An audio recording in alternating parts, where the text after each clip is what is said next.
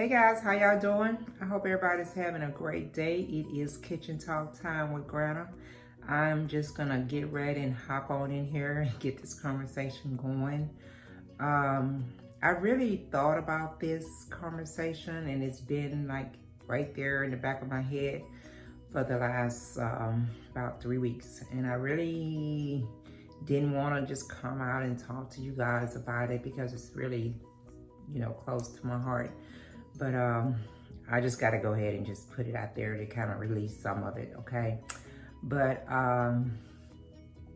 everybody that knows my family and is close to my family know that we lost a really close family member about 3 weeks ago.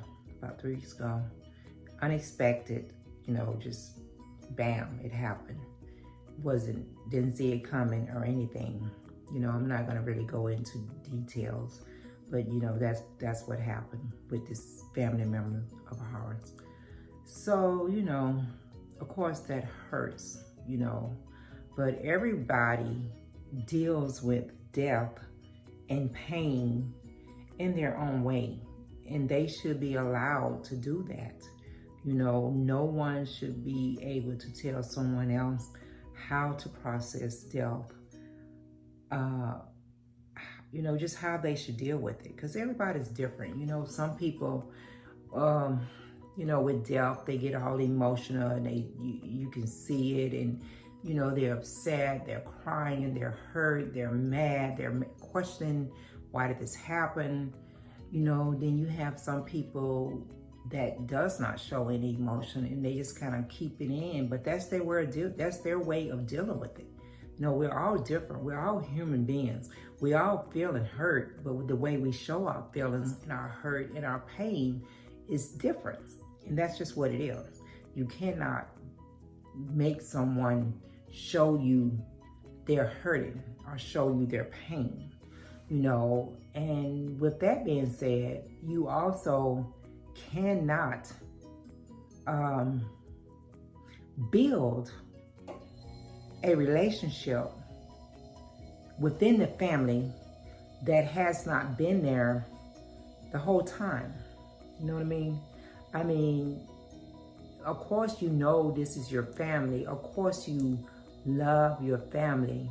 But if you did not have that connection and you did not, you was not that type of family member that reached out to the other family and communicated on a regular basis and, always talking to them or communicating with them, then you cannot expect that person to do it now or to open up now, because that's just who they are. It's kind of like, a home. When that home is built and that they've already laid that foundation, they've already put up those walls and they've built that house is completed. I mean, yes, you can go back and add on to that house, but it's not going to be the same. You're going to change that house. You're going to change that structure of that house. So you can try and go back and build on a relationship and change it some, but it's never going to be this. It's never going to be what you want it to be, or it's never going to be the same. You can't take 20 years and put it into one moment. And just because someone does not talk to you on a regular basis, or you see someone regularly, it doesn't mean they don't care about you or they don't love you. I have friends that I don't talk to every day, and it may be months and months, and once we come together, we just pick up where we're at. But that's just the type of relationship I may have with them. That doesn't mean that someone else is going to be able to do that, have that type of relationship. My thing is, you can't guilt someone into doing something, doing their process of dealing with a loved one's death. You know what I mean? You can't at that point feel like, oh, well, I need you, or this person needs you, or this family member needs you, and you haven't reached out to that person in many years, and because you don't know that person that you're dealing with, or the person you're trying to get to do what you want them to do, it's going to make it even harder. They're going to, push back even further, because first of all, you don't even know the person, period. You know this is a family member, and you know what their status is in the family, and where they're at that in the family, but you don't know the person. It's just like, it would be just like me walking up to a stranger, go into Walmart, just walk up to somebody and expect them to do something, or start communicating with them, and they're looking at me like I'm crazy. Like, you don't even know me, woman. You don't even know me. So, it's pretty much, like that.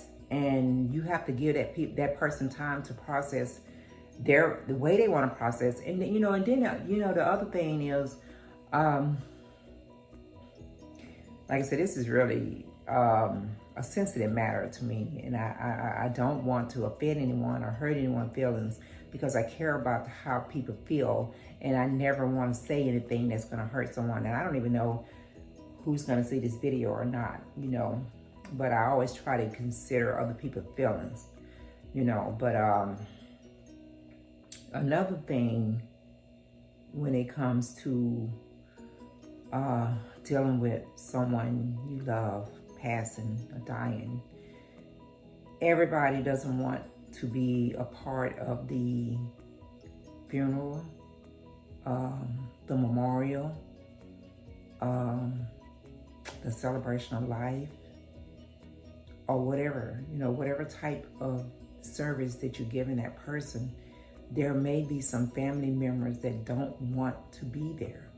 There may be some family members that want to remember that loved one the way they want to remember them. If it was by remembering the last time they saw them, if it was by remembering the last time they had a conversation with them,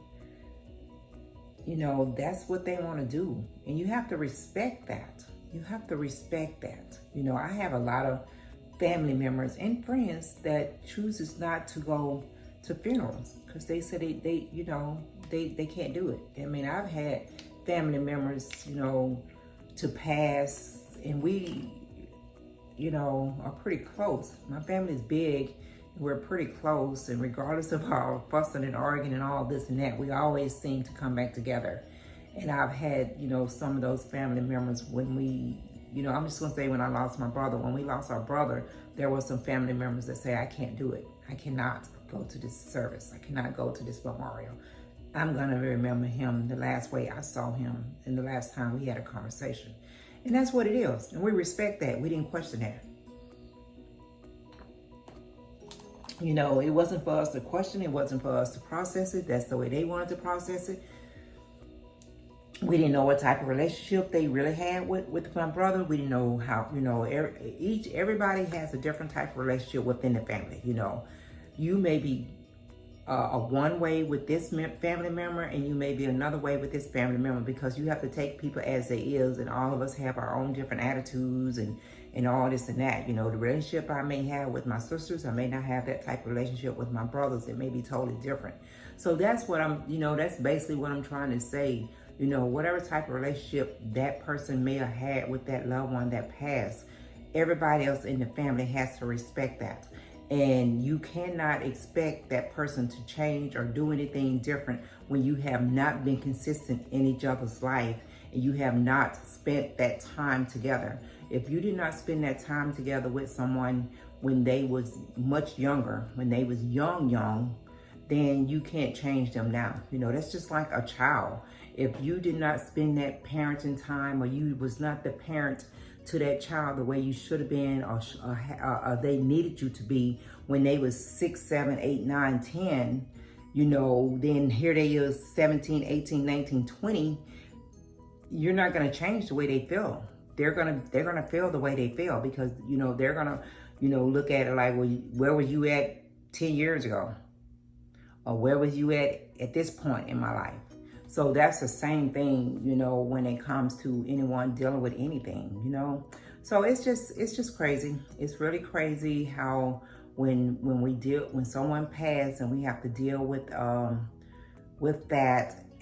that alone, and then everything else that comes with it, everything else that comes on top of dealing with that. And like I said, every family is different. You got some family that want to cuckoo and, you know, and all that. And, you know, you got some families that they get very defensive and want to fight and, and go through that process and argue among each other and bring a division that way with each other.